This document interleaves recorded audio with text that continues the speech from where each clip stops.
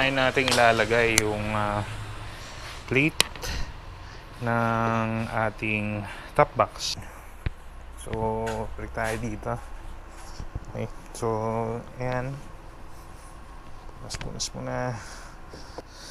Okay, so sinearch ko lang din sa YouTube kung paano to.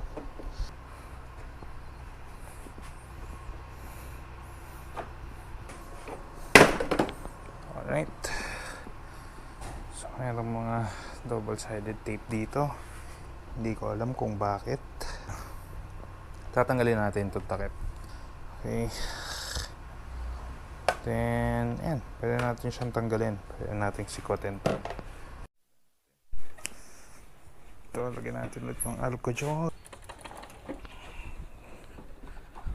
Okay, ayan, wait. Okay, syempre align lang natin yan. Konti, di na eh.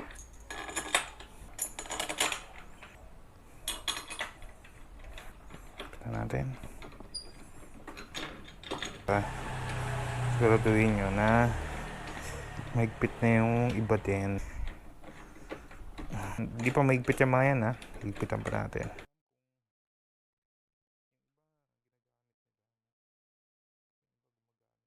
So, okay, so hindi gumagalaw. Vibrate. Okay, one down.